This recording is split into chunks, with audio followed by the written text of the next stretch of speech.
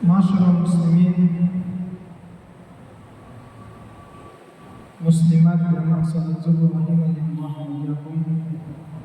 Alhamdulillahirabbil alamin, senantiasa kita memperbaharui rasa syukur kepada Allah.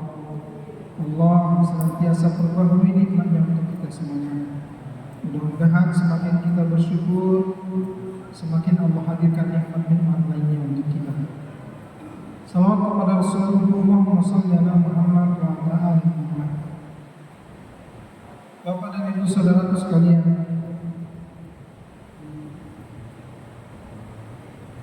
kita sudah di hari yang ke-8 di bulan Dzulhijjah, memasuki hari yang ke-9 dan ke-10.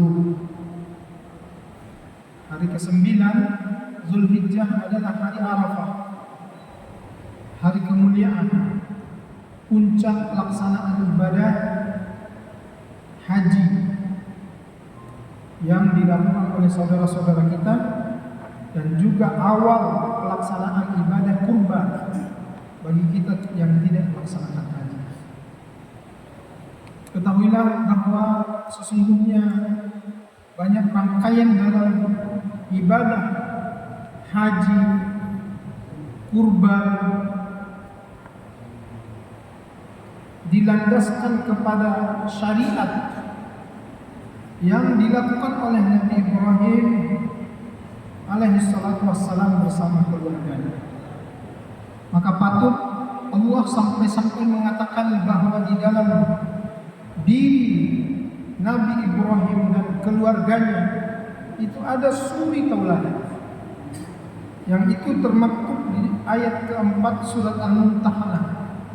Allah berfirman, A'udzu billahi minasyaitonir rajim, qad kanat lakum uswatun hasanatun fi Ibrahim wal ladzina ma'ahu. Sungguh telah ada bagimu sekalian suri tauladan yang baik di dalam diri Nabi Ibrahim dan orang-orang yang bersamanya. Saking pentingnya ayat-ayat tentang keteladanan Nabi Ibrahim ini kepada kita semuanya, maka ritual utama dalam pelaksanaan ibadah haji maupun kurban adalah dilandaskan kepada apa yang terjadi pada diri Nabi Ibrahim dan juga anaknya Ismail beserta istrinya Siti Hajar dan anak-anak keturunan. Maka wajar Allah menginginkan kepada kita untuk mengambil keteladanan hidup dari sosok Nabi Ibrahim alaihissalam. Dan di antara keteladanan yang utama dari Nabi Ibrahim itu adalah penguatan terhadap kekokohan tauhid, akidah kita yang kita hanya sandarkan kepada Allah semata. Nabi Ibrahim itu punya tantangan di masanya, berhadapan dengan raja, berhadapan dengan ayah angkatnya yang kemudian menjadi para penyembah berhala. Yang karena itu pun beliau bahkan dihukum akan dibakar hidup-hidup karena tidak taat kepada penguasa yang memaksanya untuk harus menyembah berhala-berhala yang mereka sendiri buat pada waktu itu. Maka kemudian keteladanan utama dari sosok Nabi Ibrahim dan keluarganya itu adalah kekokohan iman, tauhid dan akidah hanya dilandaskan kepada Allah Ta'ala. Kekokohan kalimat la ilaha illallah. Dan di ayat 4 surat Mumtahanah itu ayat Allah sampaikan, Inna bura'a'u minkum wa mimma ta'buduna min dunillah. Dengan tegas sosok Nabi Ibrahim berkata kepada para penyembah berhala itu, sesungguhnya kami, kata Nabi Ibrahim, dan orang-orang yang mengikut kepada kami terlepas dari apa-apa yang kalian sembah selain daripada Allah Ta'ala. Artinya kokoh, tidak mau menyembah berhala-berhala dan hanya mau menyembah Allah Subhanahu wa taala. Masyaallah muslimin yang dirahmati oleh Allah. Kemudian yang kedua adalah kekuatan rasa syukur yang ada di dalam diri Nabi Ibrahim dan juga anak keturunan beserta keluarganya. Satu ayat penting menjadi landasan kita untuk mewajibkan diri bersyukur adalah ayat yang disandarkan kepada Nabi Ibrahim. Wa ista'adzana rabbukum la in syakartum la azidannakum wa la in kafartum inna adzabi lasyadid. Dan ingatlah ketika Allah berseru kepada kamu sekalian, sungguh jika engkau bersyukur atas nikmat-nikmatku, maka sungguh pula aku akan tambah nikmatku untukmu. Dan sungguh jika engkau kufur terhadap nikmatku, ketahuilah bahwa sesungguhnya azabku sangat pedih.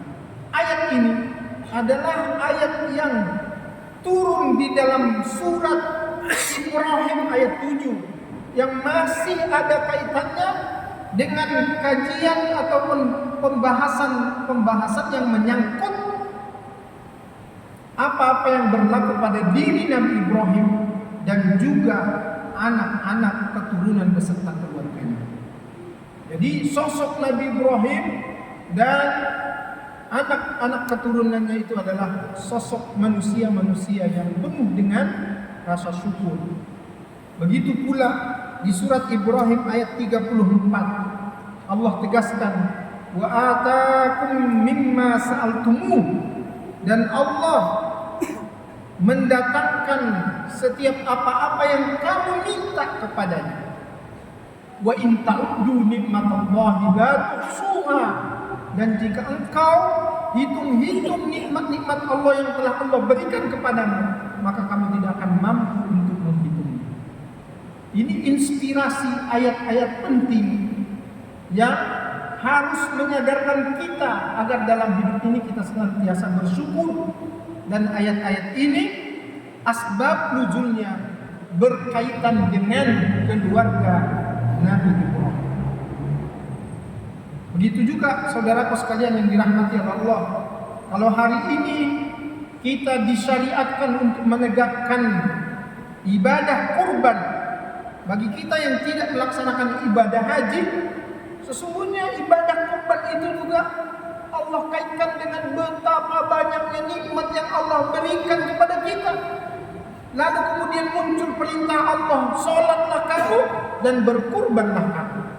Termaktub di surat Al-Kautsar, inna a'tainakal kautsar fasholli li rabbika wanhar inna syani'aka huwal abtar.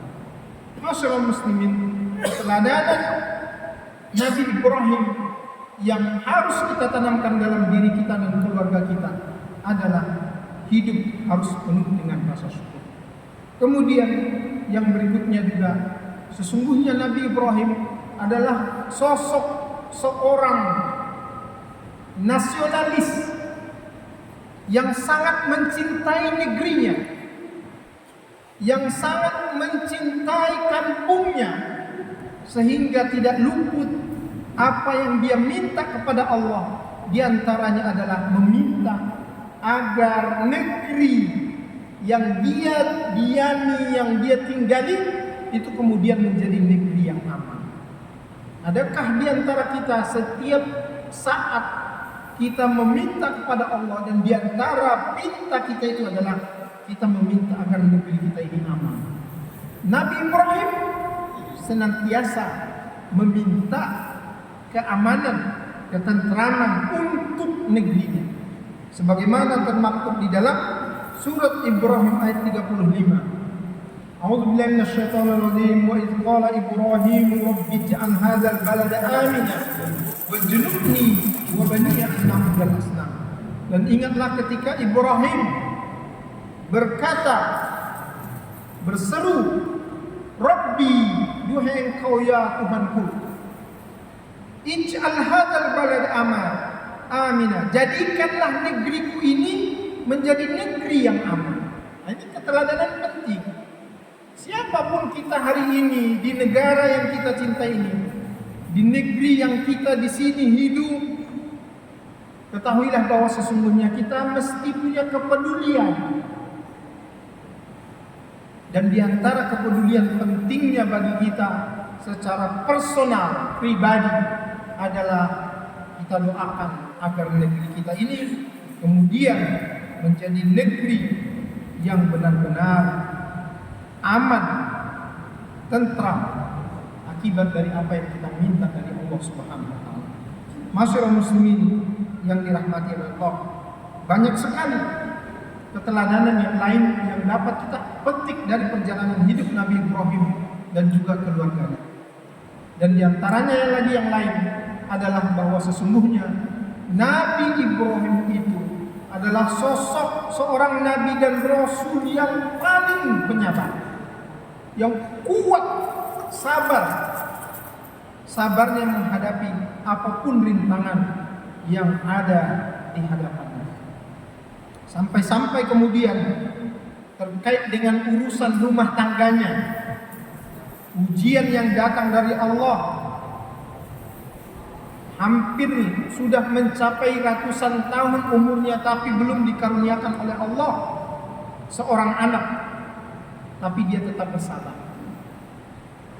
Dia tetap menjaga dirinya dan dia bermohon kepada Allah, bukan meminta banyaknya anak, bukan meminta dari segi kuantitasnya, bukan meminta dari jenisnya laki-laki atau perempuan, tetapi yang diminta Nabi Ibrahim dalam kesabarannya kepada Allah adalah diberikan anak-anak yang soleh, yang menjadi penerus, penegak syiar-syiar agama Allah.